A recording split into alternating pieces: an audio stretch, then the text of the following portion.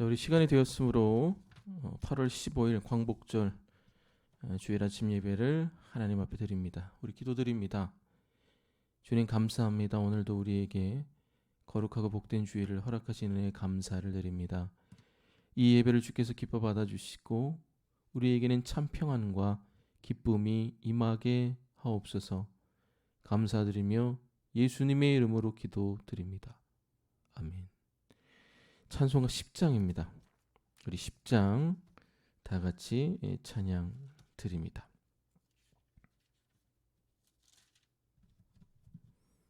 찬송가 10장 우리 다 같이 찬양합니다.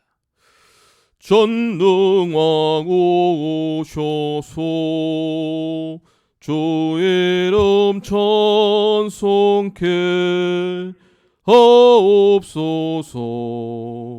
영광과 권능의 성보여 오셔서 우리를 다스려 주옵소서. 강생한 성자여 오셔서 기도를 들으소서. 택하신 백성들 복 내려 주시고 거룩한 마음을 주옵소서. 위로의 주 성령 오셔서 군증고 주옵소서. 전능한 주시여 각 사람 마음에서 떠나지 마시고 계십소서. 성삼위일체께 한없는 찬송을 드립니다. 존귀한 주님을 영광 중 배웁고 영원히 모시게 하옵소서. 아멘. 자, 우리 연이어서 찬양합니다. 281장 287장입니다. 287장 우리 다 같이 찬양으로 영광 돌립니다.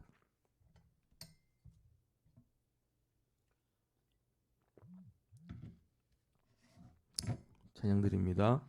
예수 앞에 나오면 죄사함 받으며 주의 품에 안기어 편히 쉬리라. 우리 주만 믿으면 모두 구원 얻으며 영생 복락 멸류관 확실히 받겠네. 예수 앞에 나와서 은총을 받으며 마음의 기쁨 넘치어 감사하리라. 우리 주만 믿으면 모두 구원 얻으며 영생 복락 멸류관 확실히 받겠네. 예수 앞에 설 때에 흰 옷을 입으며 밝고 빛난 내 집에 길이 살리라. 우리 주만 믿으면 모두 구원 얻으며 영생 복락 멸류관 확실히 받겠네. 아멘. 자, 우리 다 같이 기도드립니다. 주님 감사합니다. 이 아침에 나라와 민족을 위해 기도드립니다. 이 나라 민족을 늘 굽어살펴 주시고 대통령과 위정자들에게 은혜와 능력을 허락하여 주시옵소서. 코로나19가 다시 확산세의 일로에 접어들고 있습니다. 매일 2,000명 남짓한 확진자가 나오고 있습니다. 국가 방역에 비상이 걸렸습니다. 주님이 나라 불쌍히 여겨주시고 방역 체계가 확실히 잡히게 하여 주시고 또 이 연휴 기간에 또 우리 국민들의 이동이 제일 낮아질 수 있도록 모든 사람들의 마음에 또 방역에 잘 협조할 수 있도록 우리 모든 국민들의 건강과 안위를 지켜주시옵소서. 그걸 위해서 수고하고 애쓰는 우리 위정자들 기억하여 주시고 정말 백성을 사랑하는 마음으로 정치를 하고 방역을 하고 행정을 할 수 있도록 도와주시옵소서. 이 나라 국민들의 피로감이 나날이 깊어지고 있습니다. 자영업자들의 또 희생도 나날이 커지고 있습니다. 어찌할 바 모르는 정말 해결책 없는 탈출구 없는 이 현실 앞에 무기력하게 무너져가는 우리 국민들을 위로하여 주시고 힘 주시고 능력 주셔서 이 위기를 잘 극복할 수 있도록 주님 도와 주시옵소서. 희망을 주시옵소서. 우울하지 않게 하여 주시고 용기 있게 이 어려운 상황들을 잘 극복해 나갈 수 있도록 주님 새 힘 주시고 능력 주시옵소서. 백신이 빨리 들어오게 하여 주시고 백신 접종이 정확한 일정에 맞추어 이루어질 수 있도록 도와주시옵소서. 주님 감사합니다. 이 교회를 위해 기도드립니다.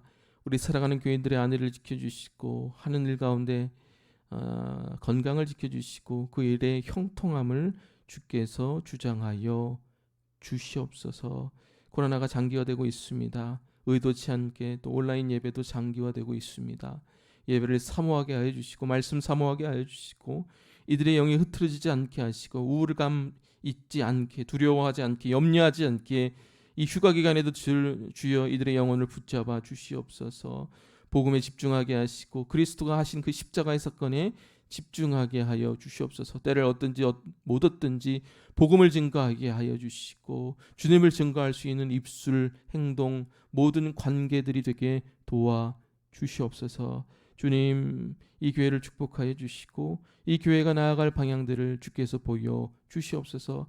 이 교회가 사회에 필요한 존재가 되게 하여 주시고 이 교회를 통해 많은 사람들을 구제하고 선교할 수 있는 주의 정말 주님이 우리에게 맡기신 사명의 일들을 능히 감당할 수 있는 교회 될 수 있도록 교인들의 삶을 축복하시고 이 교회를 축복하여 주시옵소서. 말씀이 끊이지 않게 하여 주시고 이 교회 강대상에서 늘 복음이 전파될 수 있도록 강대상을 축복하시고 부족한 종의 입술을 복내려 주시옵소서.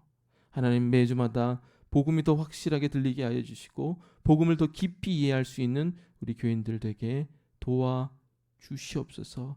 힘들지 않게 하시고 용기 있게 하시고 모든 것들 사건들을 영적인 전쟁으로 규정하고 영적으로 승리하게 하시고 주님 앞에 무릎 꿇게 하시고 엎드리게 하시고 간청하게 간구하게 하여 주셔서 능히 이 모든 것들을 영적으로 승리할 수 있도록 성령 충만할 수 있도록 우리 교인들의 마음에 주께서 충만히 임재하여 주시옵소서. 감사드리며 예수님의 이름으로 기도드립니다. 아멘.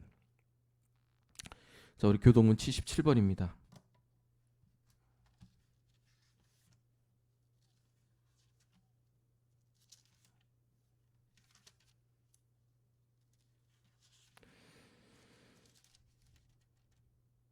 교동문 77번 요한복음 3장 제가 먼저 읽습니다. 하나님이 세상을 이처럼 사랑하사 독생자를 주셨으니 이는 그를 믿는 자마다 멸망하지 않고 영생을 얻게 하려 하심이라. 하나님이 그 아들을 세상에 보내신 것은 세상을 심판하려 하심이 아니요 그로 말미암아 세상이 구원을 받게 하려 하심이라. 그를 믿는 자는 심판을 받지 아니하는 것이요 믿지 아니하는 자는 하나님의 독생자의 이름을 믿지 아니하므로 벌써 심판을 받은 것입니다. 그 정죄는 이것이니 곧 빛이 세상에 왔을 때 사람들이 자기 행위가 악함으로 빛보다 어둠을 더 사랑한 것이니라. 악을 행하는 자마다 빛을 미워하여 빛으로 오지 아니하나니 이는 그 행위가 드러날 진리를 따르는 자는 빛으로 오나니 이는 그 행위가 하나님 안에서 행한 것임을 나타내려 함이라 하시니라. 아멘. 자, 우리 사도신경으로 신앙 고백합니다. 나는 전능하신 아버지 하나님 천지의 창조주를 믿습니다. 나는 그의 유일하신 아들 우리 주 예수 그리스도를 믿습니다.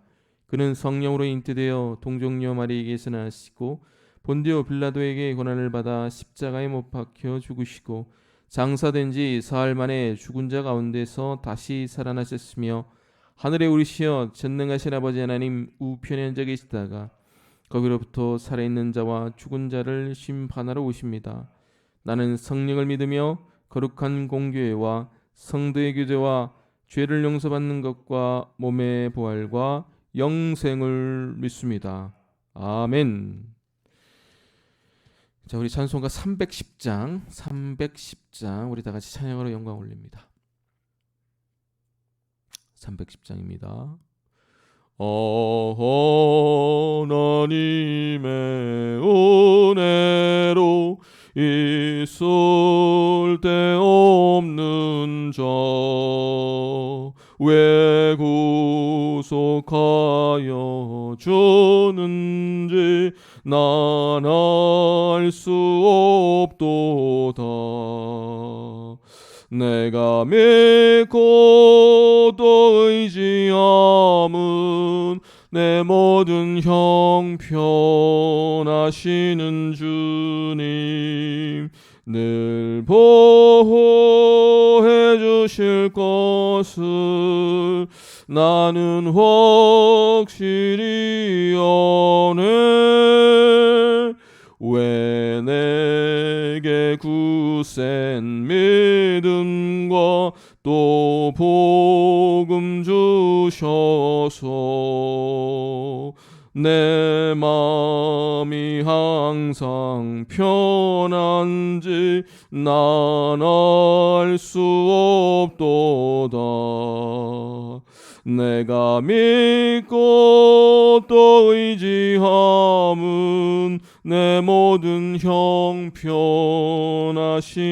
주님 늘 보호해 주실 것을 나는 확실히 아네.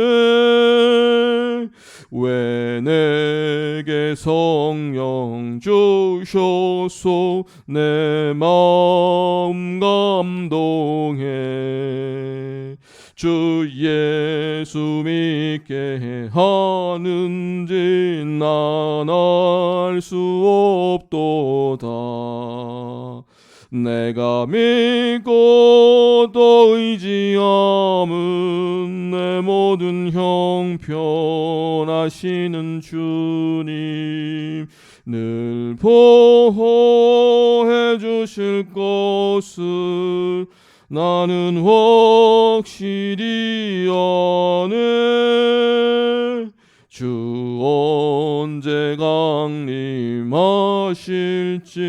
혹 밤에 혹 낮에 또 주님 만날 그것도 난 알 수 없도다. 내가 믿고 또 의지함은 내 모든 형편 하시는 주님 늘 보호해 주실 것을 나는 확실히 아네. 자, 우리 말씀 보기 전에 광고 보고 교회 소식 함께 나누겠습니다. 자, 오늘도 비택제 교육이 있습니다. 2부 예배 후에 바로 온라인으로 시작되오니 대기하시고 준비해 주시기 바랍니다. 오늘 숙제를 내는 날이죠. 우리 피택자들 오늘까지 카톡으로 미제출하신 숙제들을 제출해 주시기를 바랍니다. 자, 변동된 4단계 거리 유지가 22일까지 다음 주 주일까지 계속 시행되고 있습니다. 현재 2,000명 가까운 확진자가 계속 나오고 있는데 앞으로 이 거리 유지 지침 단계가 이에 준하는 단계로 계속 유지가 될 것 같습니다. 그런데 제가 지난주에도 광고한 것처럼 오늘 그리고 다음 주는 오프라인으로 드릴 수가 있습니다. 여러분들 가능한 10명까지는 허용이 되니까 신청하셔서 일부 때는 우리 교인들 오프라인으로 오셔서 함께 예배드렸으면 좋겠습니다.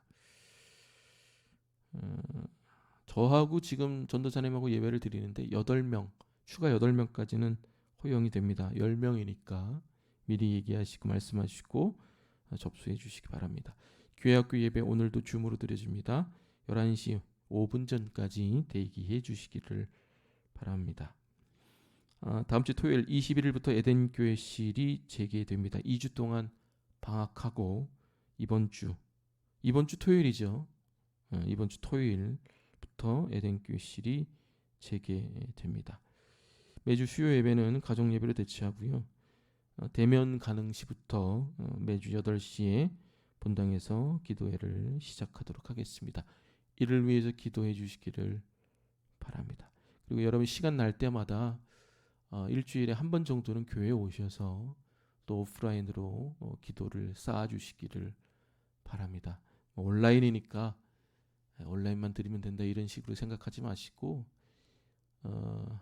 이 성전이라는 곳이 기도를 심어야 되는 곳입니다. 아무리 온라인이긴 하지만 이 주중에 낮 시간이나 밤 시간에는 아무도 없습니다.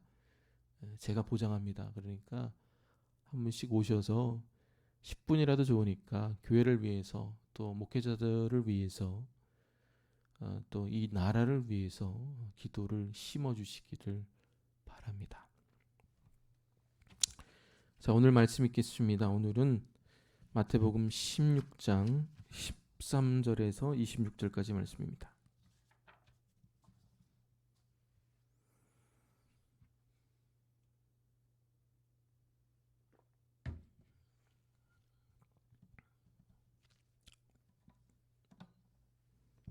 제가 먼저 읽습니다. 예수께서 빌립보 가이사랴 지방에 이르러 제자들에게 물어 이르시되 사람들이 인자를 누구라 하느냐. 이르되 더러는 세례 요한, 더러는 엘리야, 어떤 이는 예레미야나 선지자 중에 하나라 하나이다.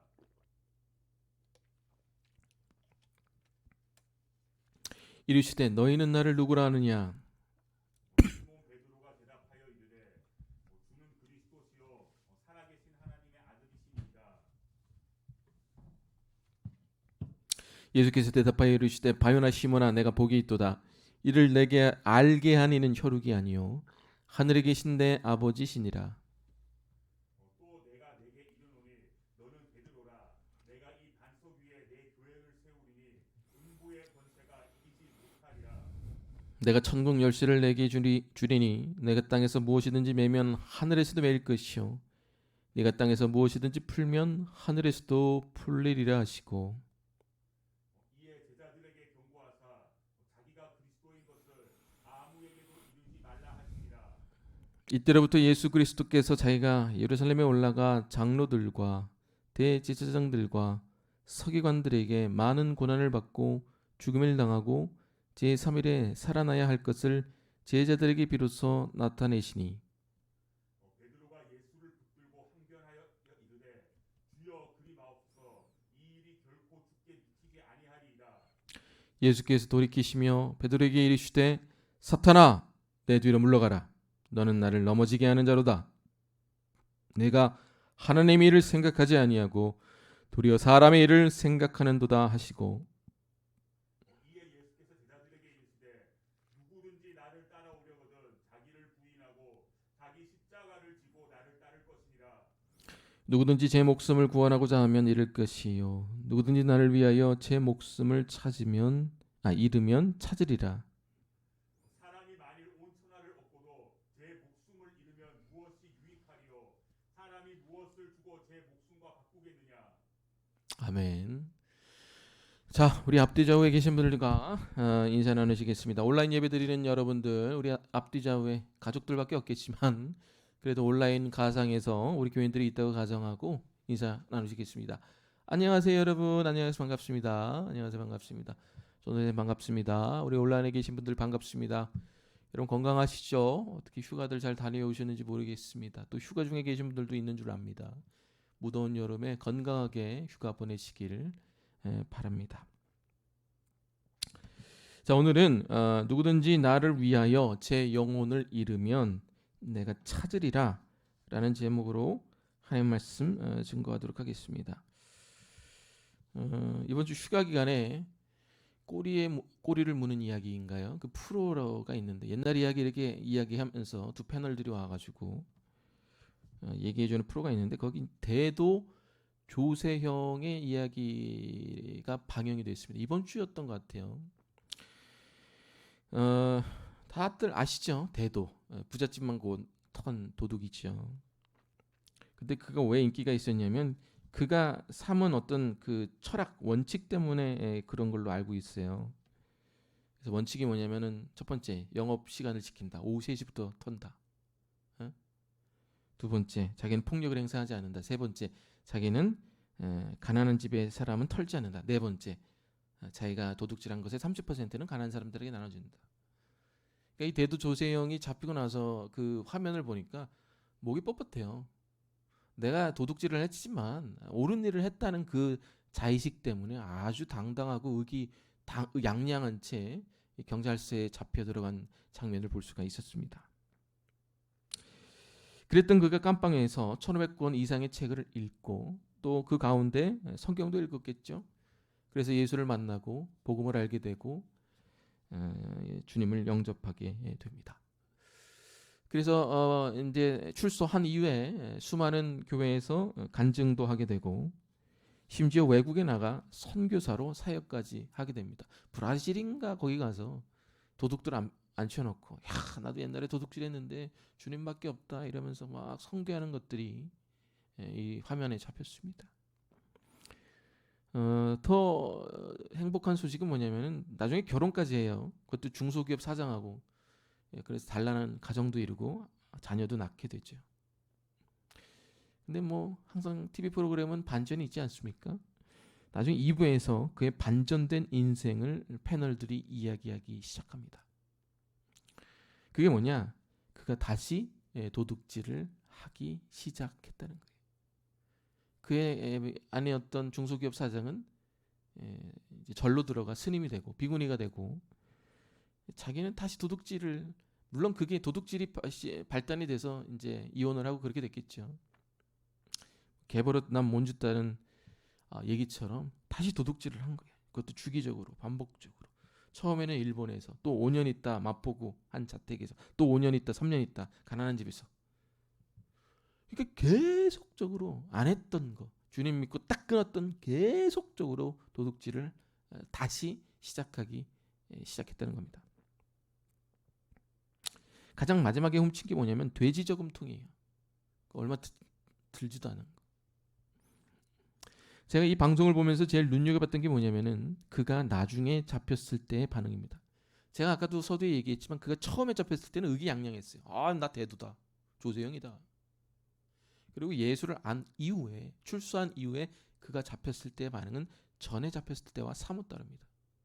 어떤 반응을 보였냐? 처음엔 나는 일본의 그 집에 어떤 재산을 훔치러 간 게 아니라 나 경보 시스템을 보러 간 거다. 나는 그 훔치러 간 거 아니다. 자기 부정하라는 거예요. 나는 훔치지 않았다. 말도 안 되는 얘기죠. 그리고 몇 년 후에 마포구의 한 자택에서 도둑질을 했을 때 그때 잡혔을 때 조세형이 어떤 태도를 보였느냐. 이걸 이제 이렇게 하고 나는 조세형이 아니라 김아무개요. 뭐 김일 뭐 아무개 이렇게 이제 자기 이름을 거짓되게 증거하는 거예요.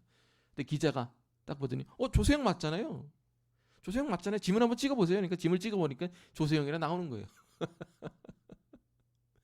세 번째 잡혔을 때는 다리미를 가지고 반항했어요.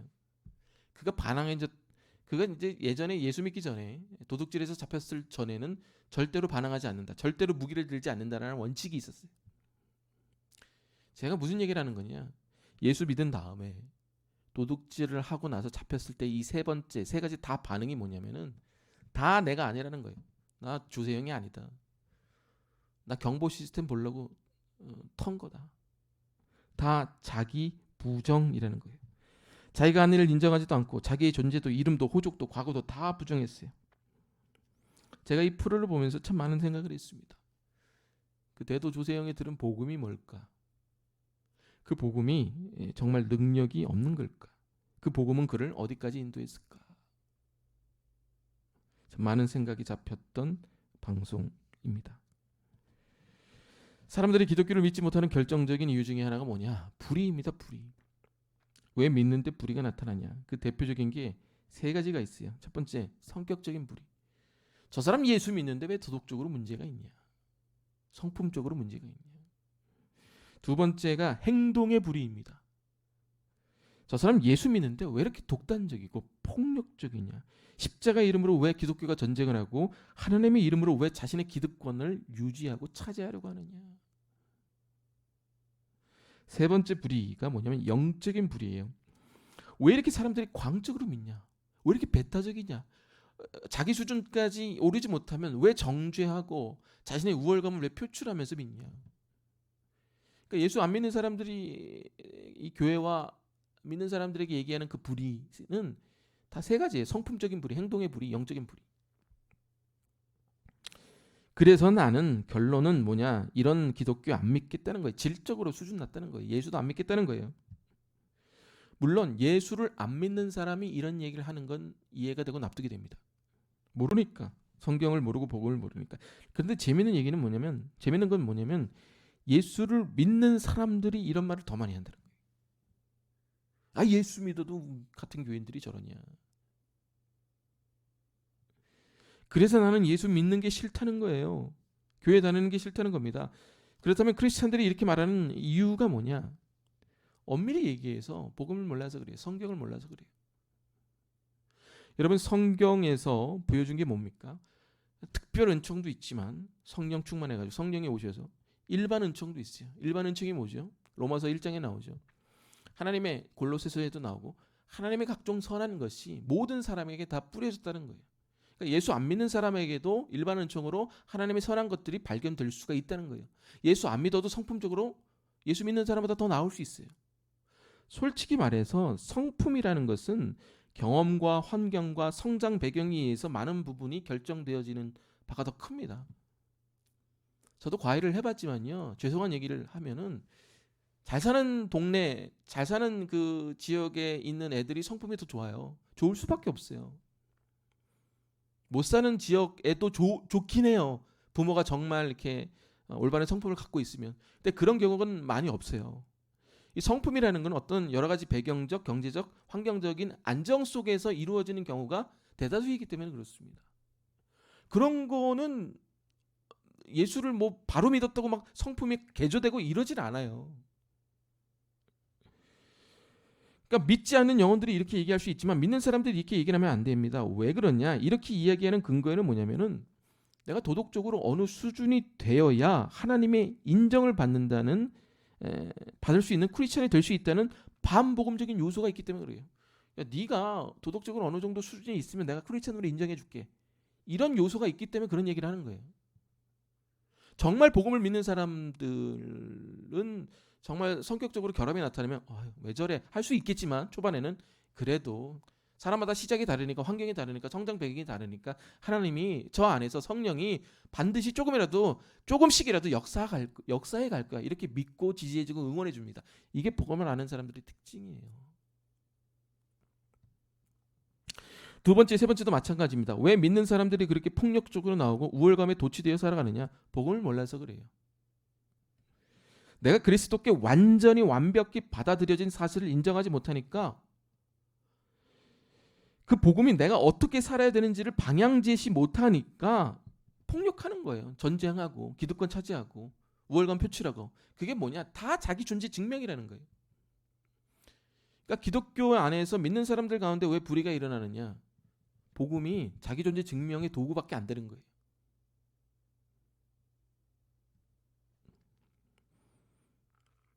자, 제가 이런 얘기를 왜 서두에 길게 꺼내느냐? 그 이유는 대부분의 사람들이 알고 있는 복음의 내용이 반쪽짜리이기 때문에 그래요.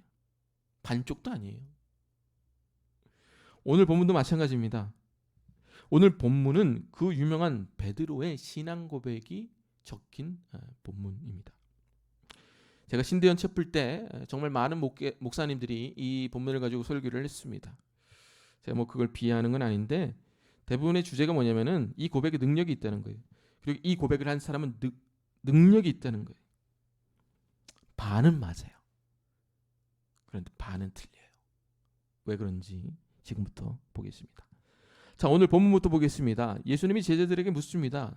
사람들이 나를 누구라 하느냐? 그래서 제자들이 말합니다. 더러는 엘리야요, 더러는 세례 요한이요, 더러는 예레미야라고 합니다. 주님. 그러자 예수님이 연이어서 묻습니다. 그러면 너희는 나를 누구라 하느냐?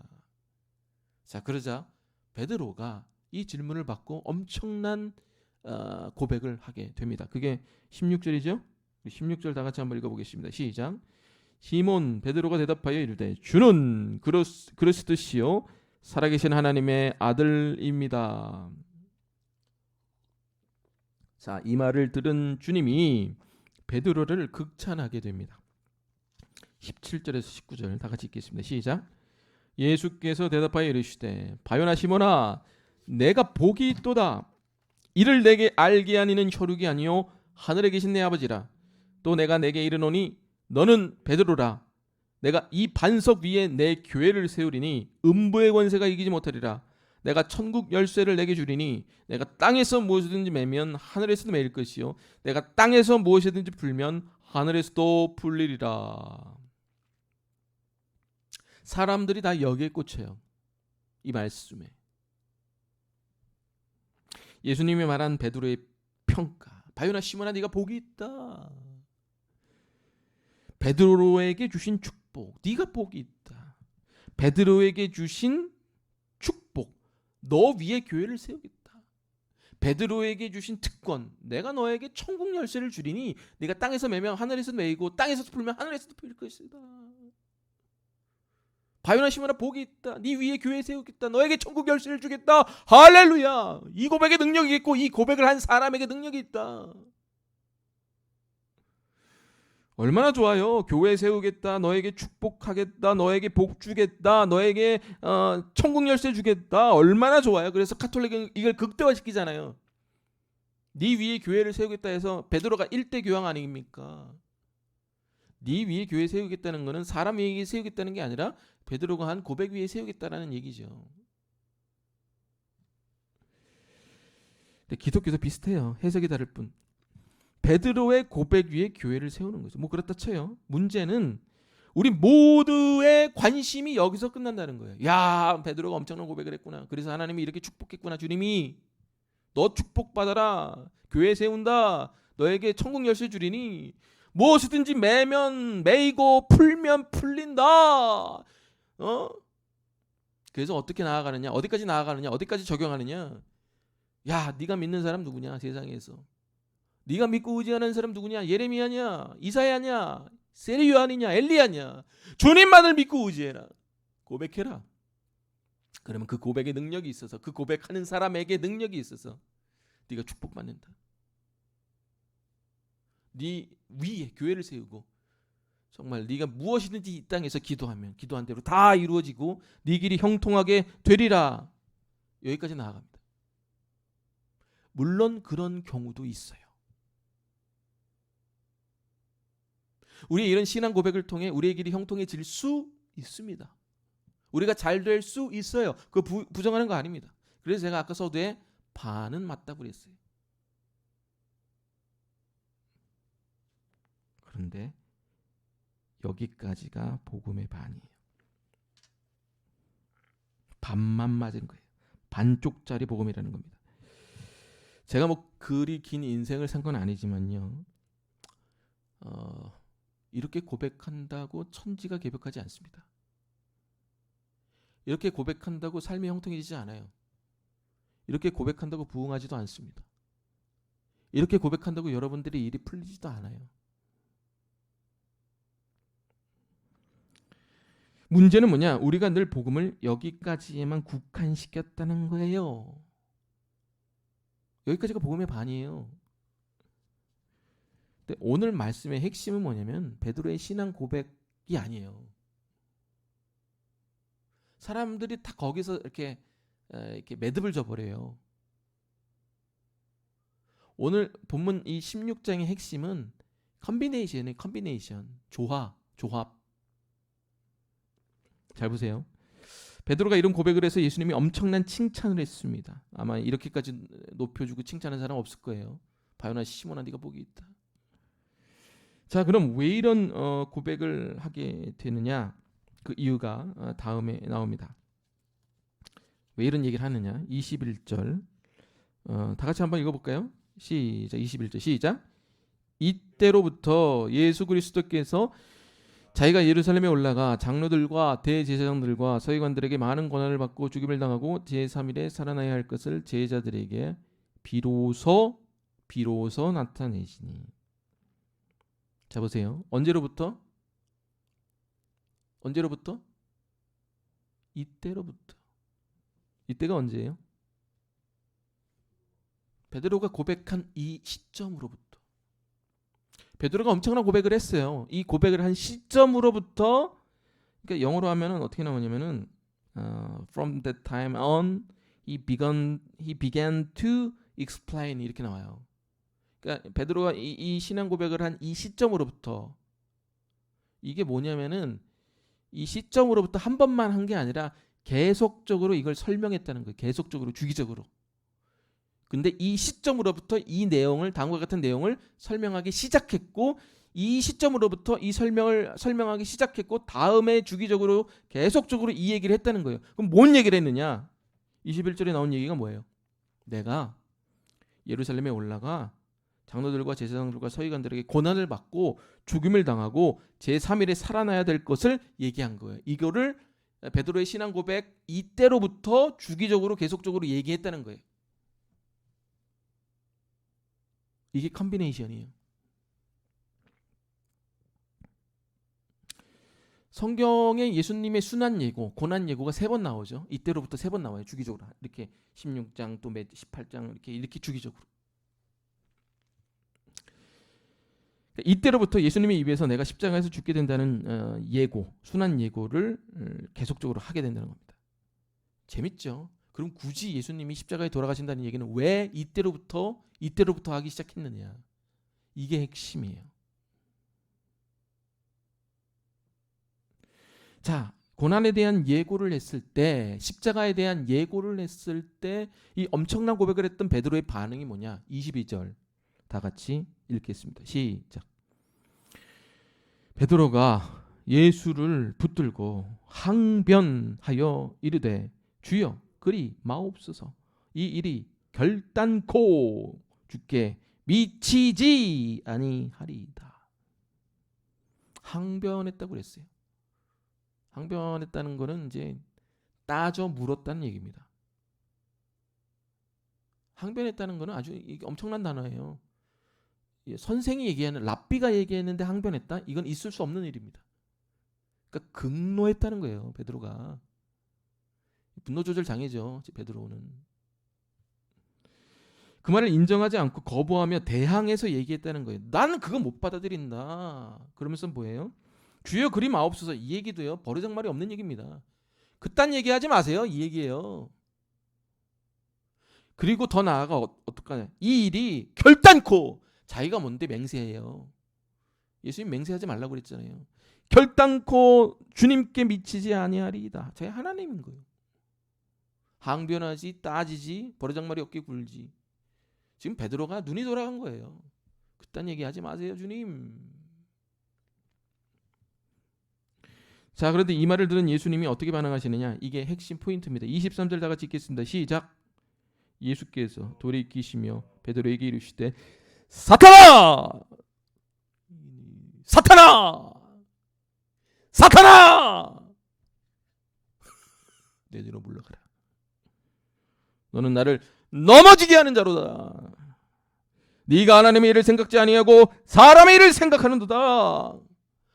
여러분, 예수님이 바리새인들에게도 사탄이라고 얘기하지 않았어요. 그냥 독사라고 얘기했어요.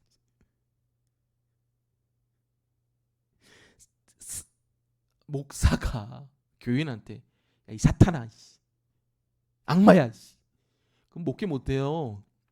그것도 수제자잖아요. 예수님이 인간에게 했던 욕 중에 제일 탑 오브 탑이에요. 이런 욕을 하면 안 되죠. 야, 이 사탄아, 그것도 자기가 사랑하는 모든 사람들이 인정하는 수제자에게. 그뿐입니까? 너는 나를 넘어지게 한다. 넘어지게 한다게 하는 게 이제 헬라어로 스칸달리조죠. 실족시켰다. 응? 너 그런 얘기 하지 마라. 이런 얘기예요. 엄청난 칭찬 다음에 베드로가 왜 이런 욕을 먹었을까? 이게 오늘 본문의 핵심이라는 거예요. 엄청난 칭찬도 들었고 엄청난 욕도 동시에 들은 거예요. 천국까지 욕을 왔다 갔다 한 거죠. 왜 그랬을까? 그 이유가 뭘 것 같습니까? 베드로가 16장 16절에서 신앙 고백을 합니다. 주는 그리스도시요 살아계신 하나님의 아들입니다. 그 아들이 영어로 대문자 S를 SON을 써서 표현합니다. The Son of God. 소문자가 아니라 SON. 휘오스라는 단어죠. 인자라는 단어예요. 사람의 아들. 그러니까 하나님의 아들이다. 아들이라는 단어를 썼을 때 우리는 별 의미 없이 이렇게 다가오겠지만 유대인들에게 있어 그 대문자 S 인자라는 단어는, 그러니까 베드로가 인자라는 단어를 쓴 거죠. 여기서 16장 16절에서 이 유대인들에게 있어서 인자라는 단어는 어떤 이미지냐면은 아주 강력한 이미지예요. 그러니까 베드로가 썼던 이 인자라는 단어는 유대인들에게서 어떤 이미지냐면 다니엘서 7장 13절에 나오는 인자의 모습이에요. 다니엘서 7장 13절 14절 제가 읽습니다. 내가 환상 중에 보니 인자 같은 이가 하늘 구름을 타고 왔어. 옛적부터 항상 계신 이에게 나와 그 앞으로 인도되며 그에게 권세와 영광과 나라를 주고 모든 백성과 나라들과 다른 언어를 말하는 모든 자들이 그를 섬기며 그의 권세는 소멸되지 않은 영원한 권세요 그의 나라는 멸망하지 아니할 것이니라. 구름 타고 와가지고, 구름 타고 온 거는 이제 승리의 메타포잖아요. 강력한 권세를 가진 메타포잖아요.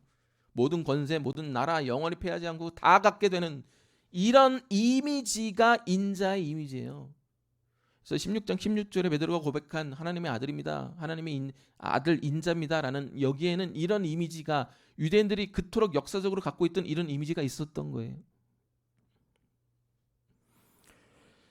그러니까 베드로가 이런 고백을 이 단어 휘오스라는 단어를 했던 이유는 다니엘서 같은, 그러니까 유대인들 모든 유대인들이 갖고 있던 이 인자에 대한 이미지가 있었던 겁니다. 자, 그런데 예수님이 뭐라 그래요? 이 인자가 어떻게 한대요? 십자가에서 초라하게 죽는데요. 이름 없이 모든 모욕과 수치와 모멸을 다 당한 채로 말입니다. 그것도 발가벗겨져서. 근데 이것이 너희가 그토록 들어왔던 인자가 모든 악을 이기는 방법이요, 모든 권세를 얻는 방법이요, 모든 나라를 영원히 차지하는 방법이라는 겁니다. 나는 이렇게 이 방법으로 십자가에서 약해지고 죽임을 당하지만 그러나 그 곧 부활로 승리한다는 거예요. 이게 하나님 나라가 오는 방법이라는 거예요. 그러니까 거기에 베드로가 뚜껑이 열린 거예요. 항변한 거예요. 멱살 잡고 당신 그딴 얘기하지 마소.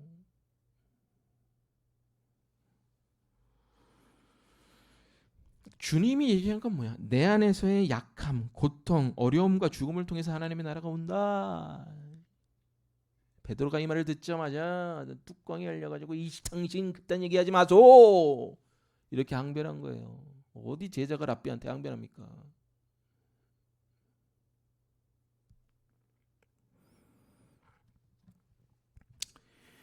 예수님이 말씀하신 내용은 이사야서에 나온 고난받는 종의 이미지입니다. 물론 거기에 인자라는 말은 안 나오죠. 종이라는 단어가 나와요.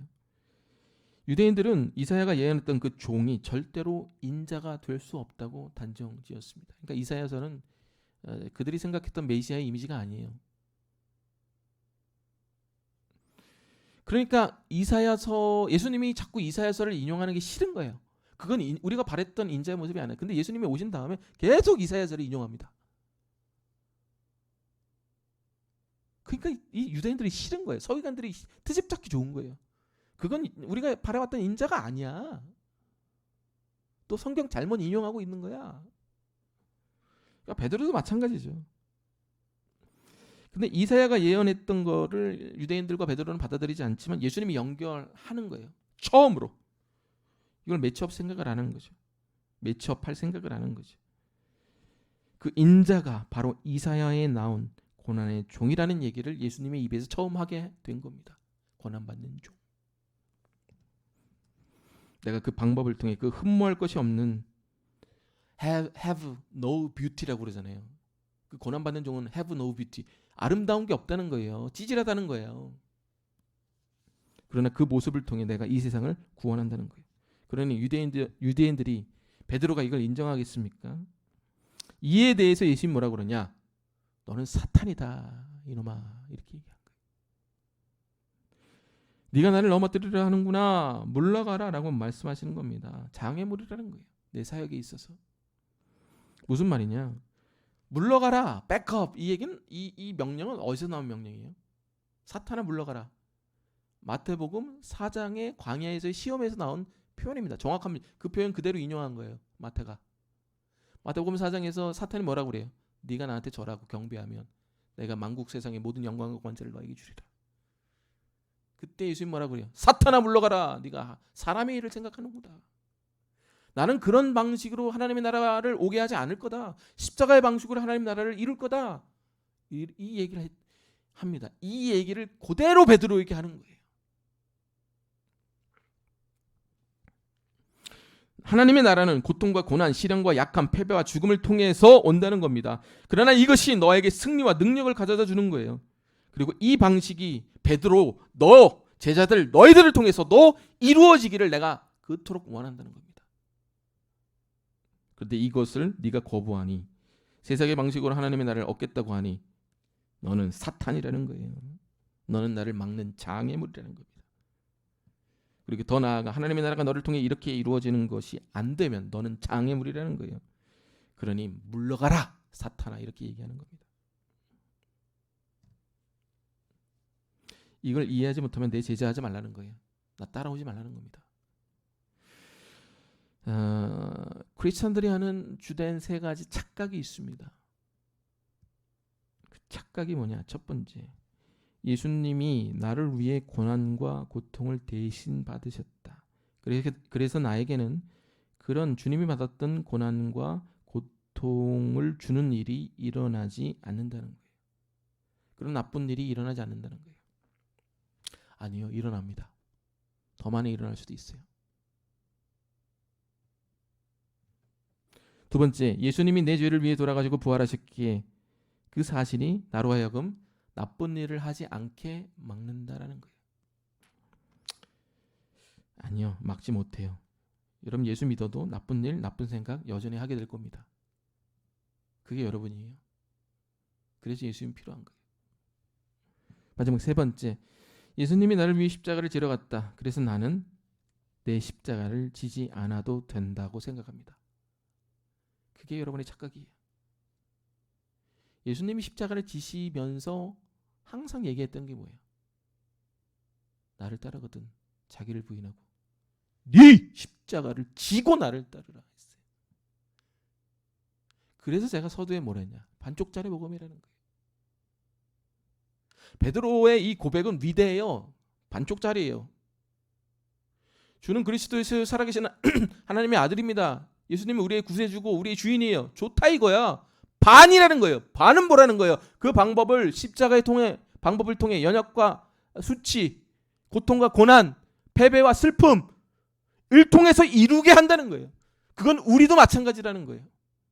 우리가 이 모든 것을 합쳐놔야 된다는 거예요. 우리의 삶 안에서 인정해야 된다는 거예요. 그거 안 한다는 거예요. 우린 반만 믿겠다는 거예요. 주를 이렇게 고백해서 우리의 삶이 형통해지고 하늘에서 땅에서 매면 하늘에서 매이고 땅에서 풀면 하늘에서 풀리는 그런 일들만 우리는 바라겠다는 거예요. 그러니까 예수가 이런 얘기하니까 뭐라고 그래요? 이런 일은 결단코 일어나지 않아요. 주님 항변하기 시작합니다. 자기 삶에서 나쁜 일이 일어나요. 고난과 고통이 일어나요. 자기의 정말 추악한 모습이 일어납니다. 그럴 때 항변해요. 이런 일은 나에게 일어나지 않아서 돼. 안아야 돼. 그때 예수님이 말씀하십니다. 사탄아! 물러가라. 네가 나를 넘어지게 하는도다.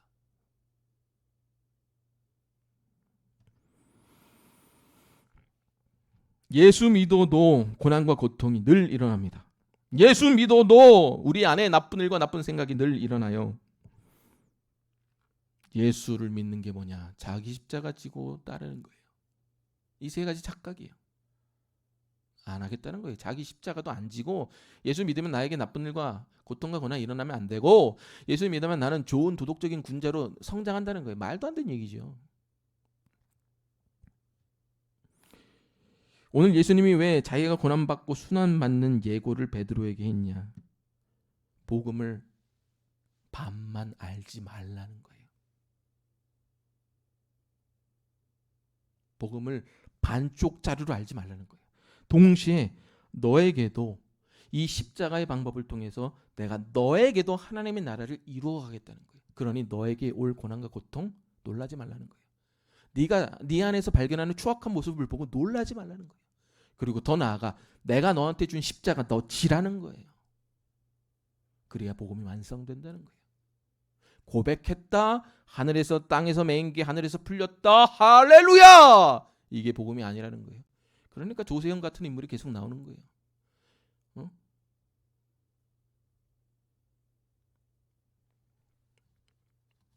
너에게 고난과 고통을 줄 수 있는 일이 일어날 거야. 너의 연약함, 죄성, 잘못들이 발가벗겨질도록 발견되어진 일들이 일어날 거야. 그리고 너만이 질 수 있는 십자가를 내가 너의 인생에 놓을 거야. 그거 져. 그런 모습 인정해. 그런 일들이 발생하는 것을 받아들여. 이게 복음이야. 그걸 통해서 내가 너의 안에서 하나님의 나라를 이루어갈 거야. 아니요! 그럼 주님 뭐라 그래요? 사탄아! 할렐루야!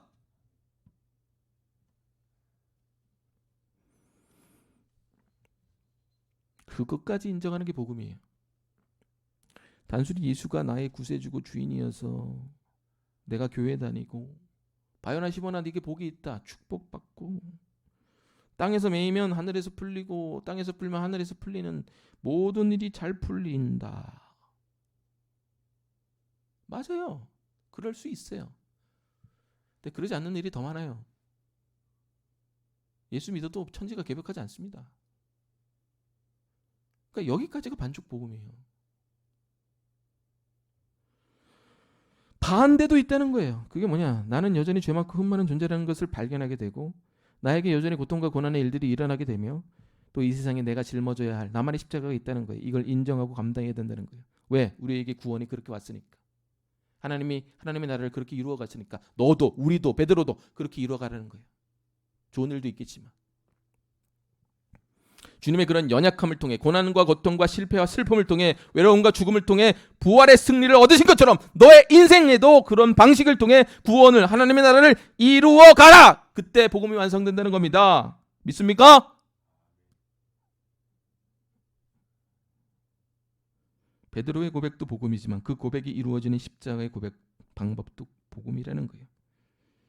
고난과 고통, 외로움과 이해되지 않음, 연약함, 패배, 그것도 우리 안에 하나님의 나라를 오게 하는 하나님의 방식이라는 거예요. 자, 그렇다면 마지막으로 예수님이 왜 베드로를 칭찬하고 이렇게 베드로를 혼내는가? 복음이 뭔지를, 완벽한 복음이 뭔지를 알려주기 위해서일까? 복음은 이 두 가지 요소를 다 알고 경험하는 것을 알려주기만을 위해서일까? 아닙니다. 첫 번째 이유는 베드로가 반쪽짜리 복음을 알고 있으니까 완벽한 복음을 알리기 위해서, 알려주기 위해서가 첫 번째 목적이긴 하지만 예수님이 이 복음을 정확하게 알려준 궁극적인 목적이 있어요. 그 궁극적인 목적이 뭐냐면은 24절에서 26절에 나와 있습니다. 우리 다 같이 읽겠습니다. 시작. 이에 예수께서 제자들에게 이르시되 누구든지 나를 따라오려거든 자기를 부인하고 자기 십자가를 지고 나를 따를 것이니라. 누구든지 제 목숨을 구원하고자 하며 잃을 것이요 누구든지 나를 위하여 제 목숨을 잃으면 찾으리라. 사람이 만일 온 천하를 얻고도 제 목숨을 잃으면 무엇이 유익하리요? 사람이 무엇을 주고 제 목숨과 바꾸겠느냐. 자, 여기 목숨이라 번역된 단어는 헬라어로 푸시케입니다. 푸뉴마가 영이고 소마가 육체죠. 푸시케는 그러니까 혼과 영, 그러니까 영혼이에요. 생명. 그러니까 그 푸시케가 그 거기서 이제 사이콜로지라는 이제 영단어가 나온 거잖아요. 근데 이 푸시케라는 이 영혼 생명이라는 뜻이 참 약간 애매해요. 정확한 뜻이 뭐냐면은 내 존재라는 거예요. 셀프, 아이덴티티. 내 자, 참된 자, 참된 정체성을 가진 내 존재를 푸시케라고 부르는 거예요. 약간 좀 이렇게 병리학적인 용어긴 하지만 그러니까 진짜 정체성, 진짜 자아가 푸시케라는 얘기죠. 그러니까 여기서 목숨이라 번역됐지만 이게 이 문법적 이게 무슨 얘기냐면 누구든지 자기가 원하는 자아를 얻고자 하며 이룰 것이요. 오히려 나를 위하여 네 자신의 정체성을 이루려고 하면 찾을 것이요. 자신의 참된 자아를 찾게 된다는 건데, 찾게 된다는 겁니다. 근데 이게 그 평행 구절이에요. 이게 문법적인 그 문법인데 누구든지가 두 번 쓰였잖아요. 한 줄, 두 줄. 그러니까 누구든지 어떻게 나와요? 거기 첫 번째는 누구든지 나를 따르거든 자기를 부인하고 자기 십자가를 지고 나를 따를 것이라. 또 누구든지가 나오죠. 누구든지 자기의 참된 자아를 구원하고자 하며 이룰 것이요. 누구든지 나를 위하여 자기의 목숨, 영혼을 잃으면 참된 자아를 잃으면 찾으리라. 그러니까 무슨 얘기냐? 누구든지 자기를 부인하고 십자가를 누구든지 복음을 알고 자기를 부인하고 자기 십자가를 지면 누구든지 어떻게 된다는 거예요? 참된 자아를 찾게 된다는 거예요. 이게 그 헬라 문법이에요. 앞에서 벌어진 일을 하면 누구든지 뒤에서 벌어지는 일들을 하게 될 것이다. 그러니까 누구든지 복음을 알고 누구든지 자기를 부인해서 누구든지 자기 십자가를 지게 되면, 그러니까 복음을 제대로 알아 자기를 부인하게 되고 자기 십자가를 지게 되는 게 복음의 완성이라고 그랬잖아요. 제가 지금까지 설명한 게 그렇게 복음을 진짜로 알게 되면 그게 주님을 위해서 자기를 잃어버리는 방법이고, 그것이 그렇게 되면 내가 누군지, 내가 이 세상에 왜 왔는지, 내가 왜 살아야 되는지를 알 수 있다는 거예요. 그러니까 예수님이 단순히 베드로를 욕하고 베드로를 칭찬한 이유는 뭐냐면 복음이 뭐야? 너는 반쪽짜리 복음을 알고 있어. 이 사실만을 알려주기 위해서가 아니라 네가 이 복음을 알고 자기를 부인하고 자기 십자가를 질 때 네가 누군지를 알 수 있다는 거예요. 네 참된 자, true self. 네가 누군지, 네가 이 땅에 왜 왔는지, 네가 왜 살아야 되는지, 무슨 목적과 이유로 살아야 되는지를 언제 알 수 있다는 거예요. 복음을 알고 자기를 부인하고 자기 십자가를 질 때 내가 누군지를 알 수 있다는 거예요. 여러분, 복음의 능력이 얼마나 위대한지 아십니까? 복음은요, 단순히 천국 가기 위해서 우리에게 주신 능력이 아니에요. 우리가 복음을 진짜로 알고 복음을 진짜로 살아내야 되는 궁극적인 이유가 뭐냐? 복음을 믿으면 복이 온다? 에이, 그딴 게 아니에요. 복음은 그런 단편적인 게 아니에요. 복음을 제대로 알고 자기를 부인하고 자기 십자가를 질 때 비로소 내가 누군지를 알 수 있기 때문에 그래요. 내 참된 영혼, 참된 자아를 비로소 찾을 수 있기 때문에 복음을 알 필요가 있다는 거예요. 자기 십자가를 지고 부인하고 자기 십자가를 져야지만 가능하다는 거예요. 그게. 여러분, 사람들이요, 자기가 누군지 몰라요. 자기가 이 세상에 왜 왔는지, 자기가 어떻게 살아야 하는지 몰라요. 왜 모르느냐? 세상이 말하는 자아를 찾는 방법, 참된 그 푸시케, 영혼을 찾는 방법은 너무 다르기 때문에 그래요. 예를 들어 볼까요? 불교에서는 뭐라고 그래요? 너는 참된 자아를 찾을 수 없다고 부릅니다. 왜?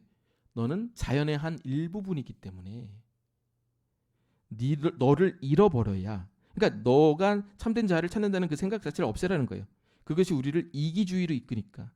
불교는 서방의 어떤 물질주의야 이런 것들을 경계하잖아요. 이기주의를. 그러니까 너는 자연의 한 일부분이니까 흐르는 대로 살라는 거예요. 너의 어떤 자연의 한 롤, 역할을 감당하면 그게 너라는 거예요. 그러니까 너는 너를 찾기 위해서 너를 잃어버려야 된다는 거예요. 이게 불교가 얘기하는 겁니다. 그럼 우리 이제 동양의 문화에서 얘기하는 자기를 찾는 방법이 뭐예요? 참된 자아를 찾는 방법.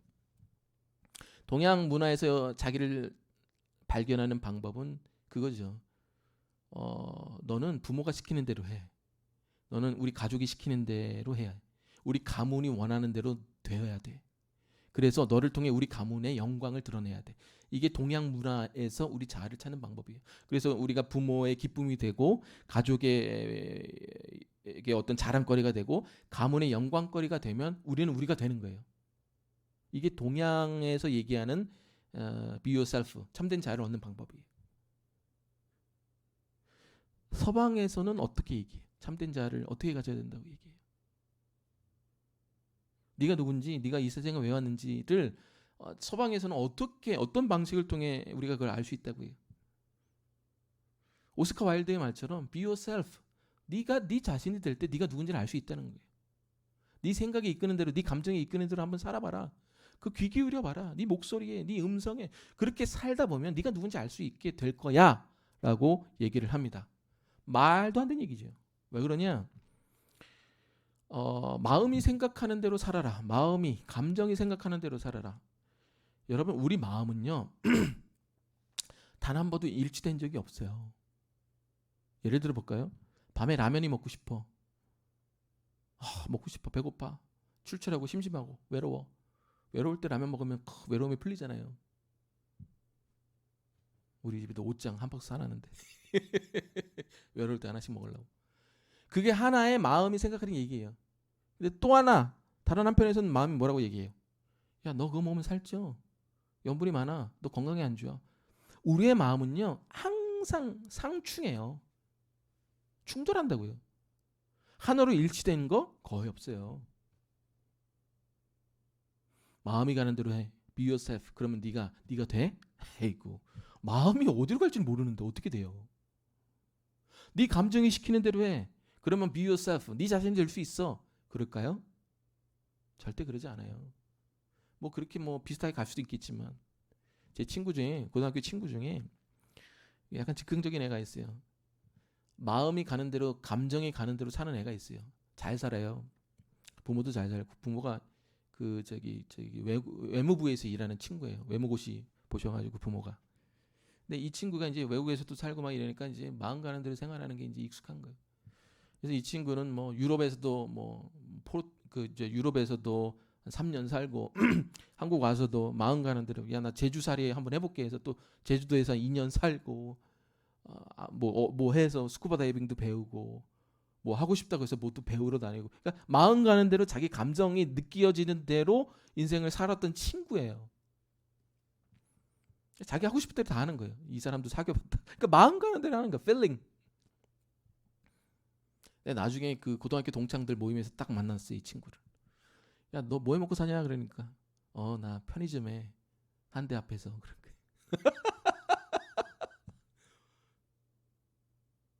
마음 가는 대로 사는 친구가 지금 편의점 한대요. 그래서 내가 물었어요. 야, 너 예전에 마음 가는 대로, 감정이 느껴지는 대로 살았던 놈 아니냐? 그 편의점은 24시간 붙어 있어야 되는데, 물론 알바도 쓰겠지만 그게 사라지냐? 그 친구가 이런 얘기를 했어요. 야, 내가 마음 가는 대로, 감정이 느끼는 대로 한번 살아봤거든. 그런 대로 다 살아봤는데 이제 마음 가는 대로 그 마음이, 감정이 동이 났다는 거예요. 다 떨어졌다는 거예요. 이해되십니까? 이거 하면 행복하겠지. 행복했어요. 마음 가는데 이거 하면 행복했다는 거예요.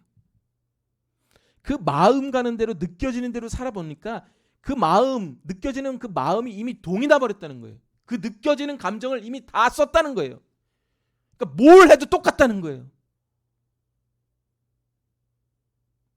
그러니까 이제는 그냥 편의점 하면 산다는 거예요. 평범하게.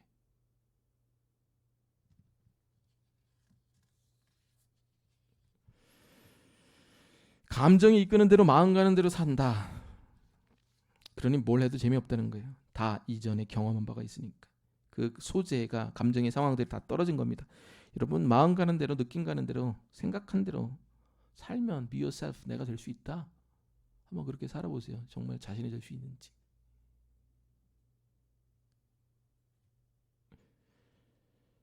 일치하지도 않을 뿐더러 동일합니다. 예수님은 이렇게 말한 적이 없어요. 네 자신을 잃어버려라. 마음 가는 대로 살아라. 이렇게 말한 적이 없어요. 그럼 예수님 말씀하신 게 뭐냐? 23절 24절 다시 읽겠습니다. 시작. 누구든지 나를 따르려거든 자기를 부인하고 자기 십자가를 지고 나를 따를 것이라. 누구든지 잘 보세요. 제 목숨을 구원하면 잃을 것이요. 누구든지 누굴 위하여? 나를 위하여 너의 자아를 잃어버릴 때라는 거예요. 그냥 네 자신을 잃어버려라 이게 아니에요. 누굴 위하여? 나를 위하여 네 자신을 잃어버릴 때 네가 참된 자아를 찾을 수 있다는 거예요. 즉 자기가 자기 영혼을 구원하려고 애쓰지 말라는 거예요.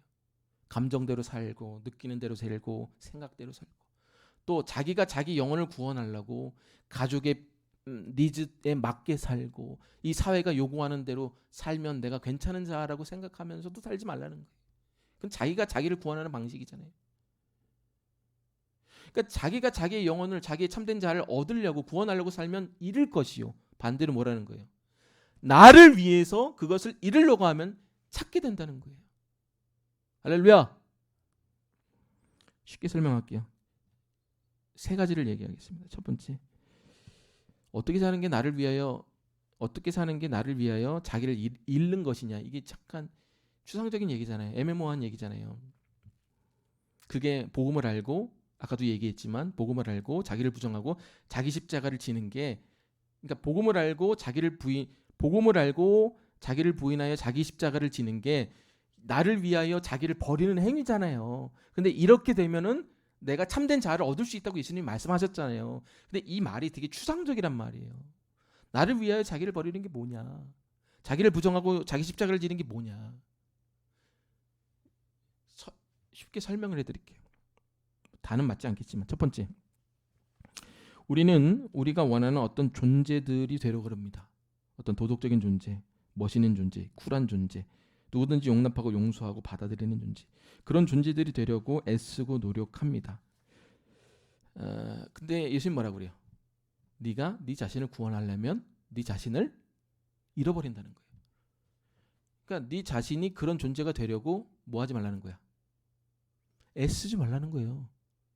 여러분은 쿨한 존재가 아니에요. 저도 그렇고.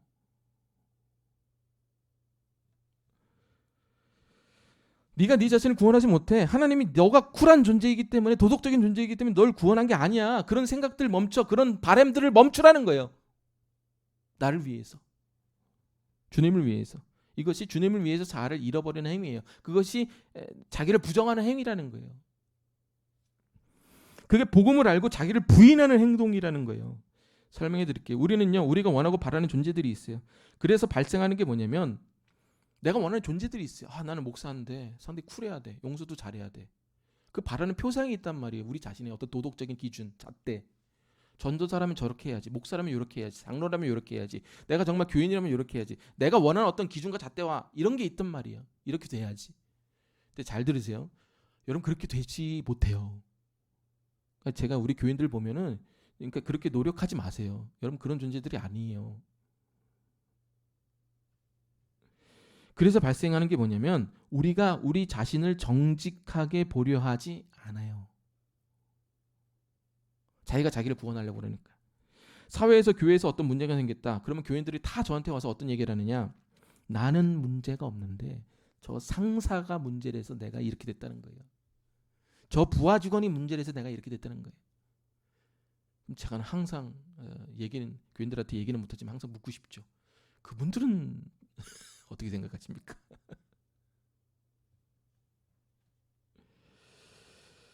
내가 교회를 떠날까 고민 중이에요. 저 교인 때문에, 저 집사 때문에, 저 목사 때문에. 팩트가 뭔지 아세요? 반반이에요. 여러분도 50%는 먹고 들어가는 거예요. 근데 그 어떤 인간도 자기에게 1%의 문제가 있다고 그 어떤 인간도 얘기하지 않아요. 왜? 자기가 자기를 정직하게 볼 수 있는 능력이 없기 때문에 그래요. 왜? 나는 이런 존재가 돼야 되거든. 이해되세요? 그러니까 그런 존재가 되려고 하면 자기를 정직하게 못 봐요. 그러니까 자기를 얻지 못하는 거예요. 그러나 이런 존재가 되려 하지 마세요.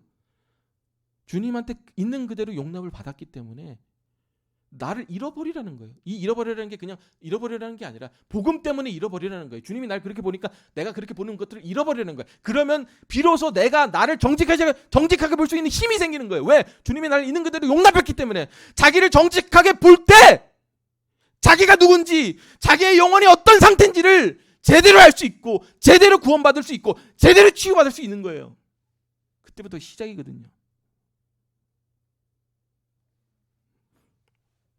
문제가 뭐냐?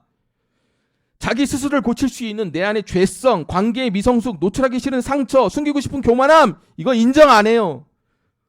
내가 그런 모습 보기 싫다는 거예요. 그런 연약한 모습, 사악한 모습, 추악한 모습 다 보기 싫다는 거예요. 인정하기 싫다는 거예요. 그러니까 그런 모습 부정하면서 위선적으로 살아가는 겁니다. 그러니 자기를 고칠 수 있나? 진짜 참된 자아를 얻을 수 있나? 못 얻죠. 그럼 그게 어떻게 가능하냐? 주님이 나를 용납하고 십자가에서 받아주면 그걸 볼 수가 있는 거예요. 나 생각보다 그렇게 쿨하지 않네. 나 생각보다 얼굴 많이 붉히네. 나 생각보다 용서 못하네. 나 생각보다 더럽네. 내 생각보다 많이 탐욕적이네. 내가 원래 그런 존재였구나. 그럼 어떻게 고쳐야 될까? 이것까지도 대단한 거예요. 그건 자기를 잃어버릴 때 가능한 일이에요. 자, 두 번째가 뭐냐? 우리는 세상 모든 사람들이 원하는 어떤 존재가 되려고 합니다. 첫 번째는 자기가 원하는 어떤 존재가 되려고, 두 번째는 세상의 어떤 기준들이 원하는 존재가 되려고 하는 거예요.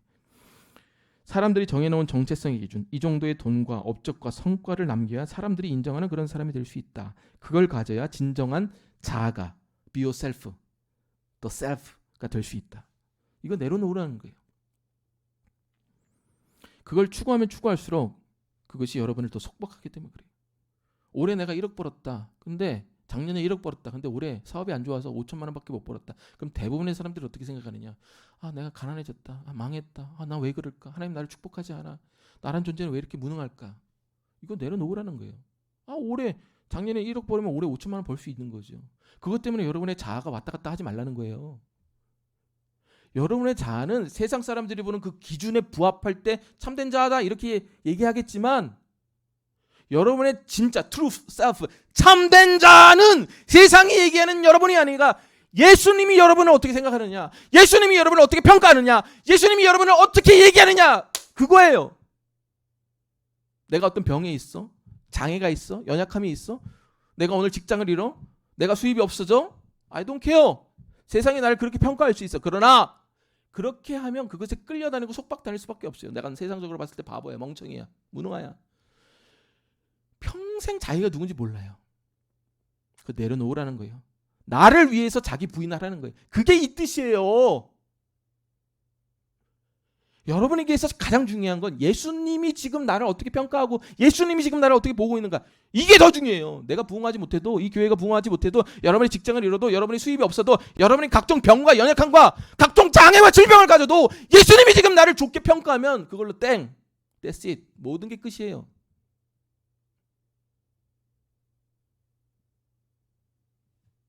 돈과 업적, 성과, 그게 여러분의 존재를 규정하는 게 아닙니다. 너에게 가장 중요한 건 그걸 위해서, 주님을 위해서 그런 존재가 되려는 자기를 잃어버리라는 거예요.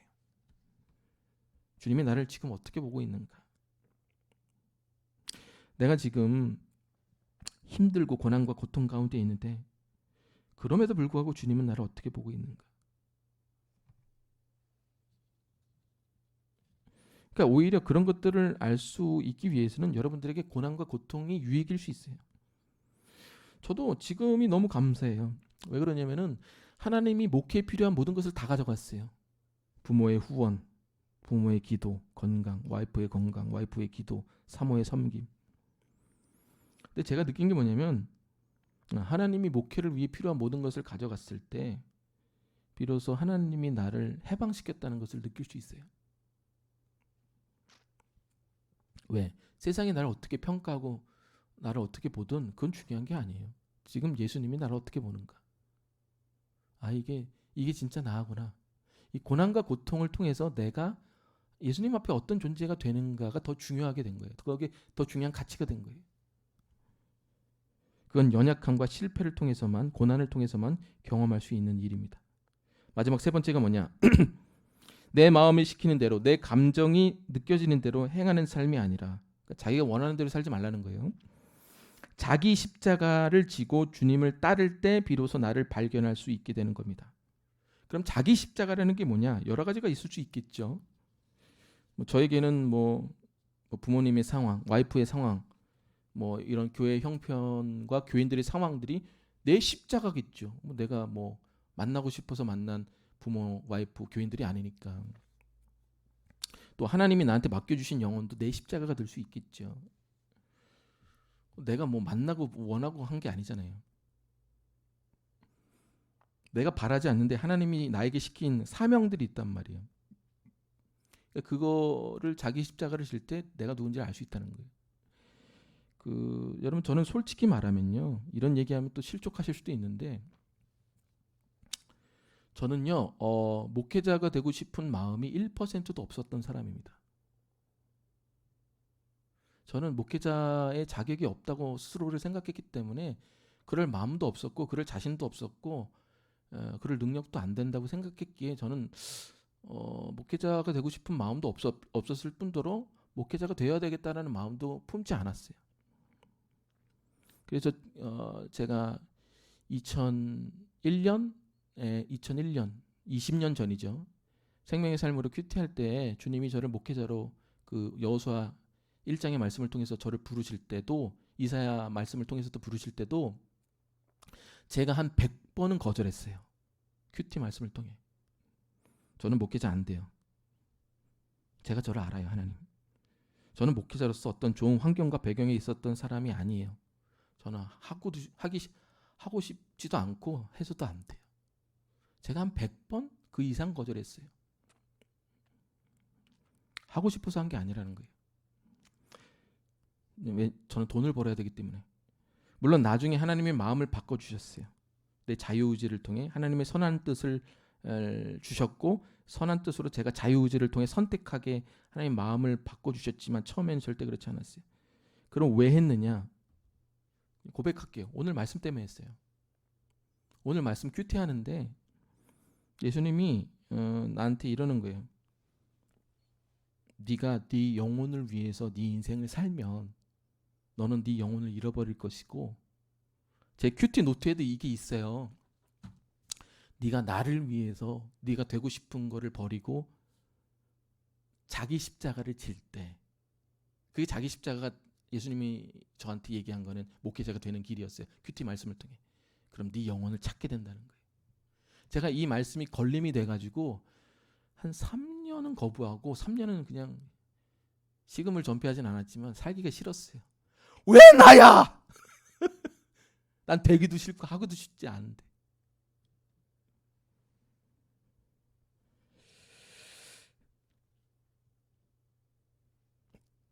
그러니까 주님이 경고하신 내용이 뭐냐면은, 네 인생 네가 하고 싶은 대로 살면 너 잃어버려. 근데 나를 위해서 네 십자가를 지면 네가 누군지, 네가 왜 이 땅에 왔는지 알게 될 거야.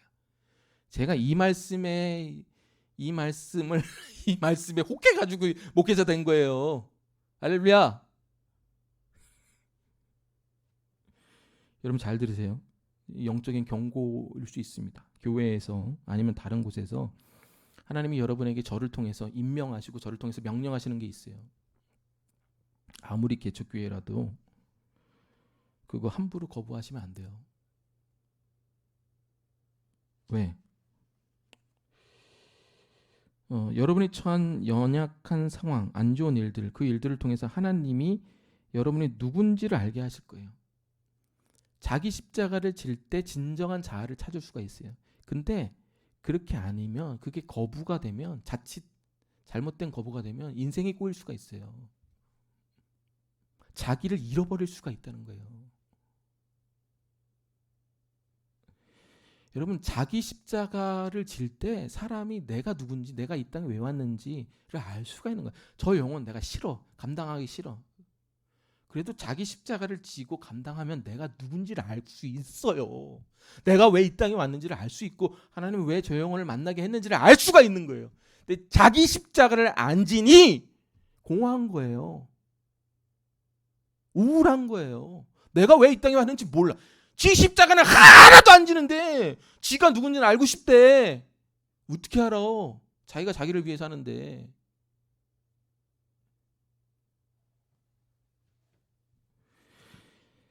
사랑하는 여러분, 하나님이 진짜 여러분에게 주고 싶어 하는 건 단순히 축복이 아니에요. 예수 믿으면 잘 되고 축복받는 이런 게 아닙니다. 하나님 진짜로 여러분에게 주고 싶은 게 뭐냐? 복음의 완전체예요.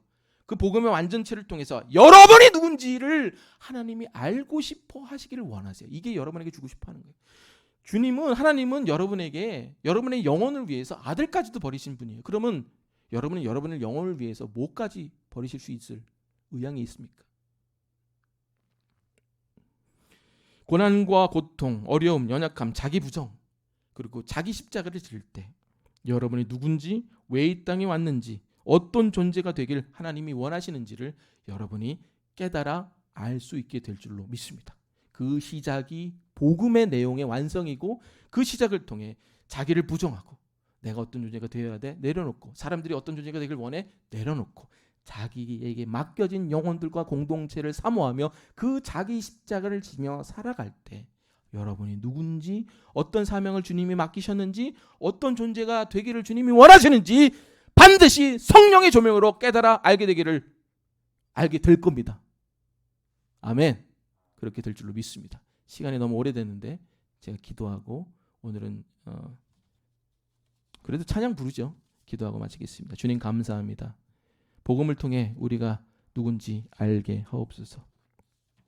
우리 주님 주신 찬양 부르면서 결단의 시간 갖도록 하겠습니다. 어무한 시절 지날 때, 깊은 한숨 내쉴 때, 그런 풍경 보시며 단식하는 분 있네. 고와 같이 너희를 버려두지 않으리. 내가 너희와 영원히 함께하리라. 우리 두 손 들고 성령이 오셨네. 성령이 오셨네. 성령이 오셨네. 내 주에 보내신 성령이 오셨네. 우리 인생 가운데 진히 찾아오셔서 그 나라 꿈꾸게 하시네. 성령이 오셨네. 성령이 오셨네. 성령이 오셨네. 내 주에 보내신 성령이 오셨네. 우리 인생 가운데 친히 찾아오셔서 그 나라 꿈꾸게 하시네. 제가 기도하고 마치겠습니다. 주님 감사합니다. 복음이 뭔지를 알려주셔서 감사합니다. 복음을 통해 복받는 게 복음이 아닙니다. 복받고 권세를 얻는 게 복음이 아닙니다. 십자가를 통해, 연약함을 통해, 고난과 고통을 통해, 죽음을 통해 우리가 구원 얻었다는 그 방법까지도 인정하는, 그 방법을 통해서 하나님의 나라가 우리 안에서 이루어지는 것을 인정하는 것까지가 복음입니다. 주여, 우리를 부인하며 살겠습니다. 내가 원하는 내 자신, 사람들이 정말 바라고 원하는 기준인 내 자신이 되는 모든 것들을 내려놓고 주님, 자기를 부인하고 그렇게 자기 십자가를 지며 살아갈 때 우리가 누군지, 왜 왔는지, 어떻게 살아야 되는지, 어떤 존재가 되어야 되는지를 성령을 통해서 친히 알려주시옵소서. 그 시작인 복음이 무엇인지를 우리를 통해 제대로 알려주시옵소서. 주님, 오늘도 복음으로 다시 돌아갑니다. 오늘도 복음을 다시 한번 묵상합니다. 오늘도 그 복음의 내용 앞에 다시 한번 무릎 꿇습니다. 주여, 복음을 제대로 알게 하여 주시고 그 복음을 알아 자기를 부인하며 자기 십자가를 지며 살아갈 때 주여, 우리가 누군지 성령을 통해 알게 하여 주옵소서. 주여, 우리가 드린 예물도 주께서 기뻐 받아주실 줄로 믿사오며 이제는 우리 구주 예수 그리스도의 은혜와 하나님의 사랑과 성령의 감화 감동 교통 인도 역사하심이 복음을 통해 복음을 알고 자기를 부정하고 자기 십자가를 지어 참된 자아를 찾기 원하는 여기 모인 사람들 머리 위에 이제로부터 영원히 함께해 주시기를 간절히 축원하옵나이다. 아멘. 예배 마쳤습니다.